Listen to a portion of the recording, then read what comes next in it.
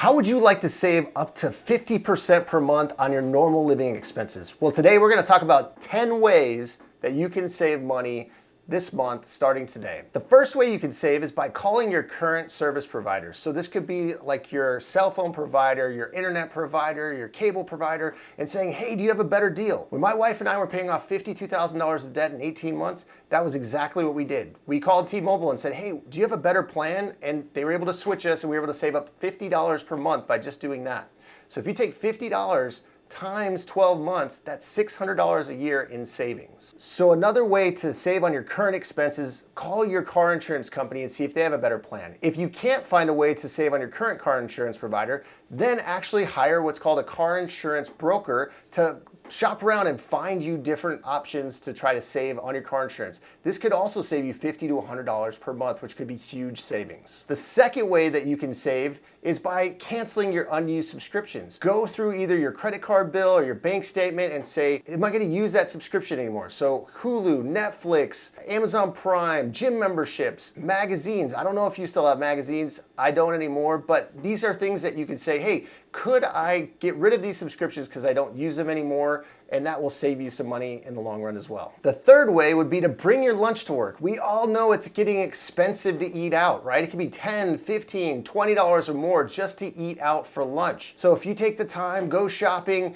and buy the stuff yourself, you can save probably 50% or more just on this. Going, getting sandwiches, bags of chips, whatever it takes, so that you don't have to go eat out every day at lunch, and you can basically save money getting rid of the fluff once again. The fourth way you can save is by doing your own repairs. Now, I am not a handyman. My wife will attest to this.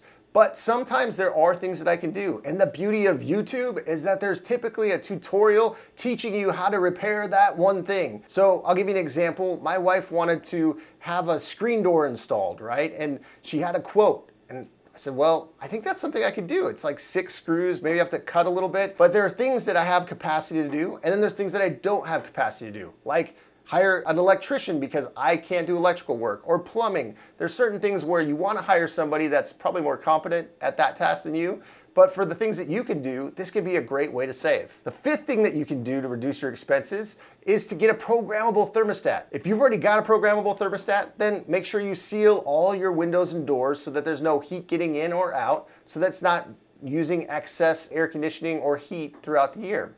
If you don't have a programmable thermostat, this would be the time to get one. So basically what it does is it tells your air conditioner when to turn on, when to turn off, and your heating unit, so that you can save a ton of money when it comes to your biggest electrical utility expense. The sixth way that you can save is by buying used. This really matters when it comes to large purchases. So things like buying a car, buying furniture, buying a house. Let's take buying a used car, for instance. The average car depreciates 40% in the first 5 years, even after all this craziness with the chip shortage and all that. So the reality is if you buy a car now brand new, it's gonna lose 40% of the value. And when you're trying to build wealth and when you're trying to get yourself in a good financial position, you can't take a 40% hit. So buying used is the best way to go. We paid cash for cars, and we started out with $1,250 cars to $2,500 to $5,000 and then above. So the more that you save and pay down your debt, the more money you have cash flow wise to save up and buy these large purchases. Another example of a used purchase would be furniture. So instead of going to the furniture and getting the brand new couch and the brand new table,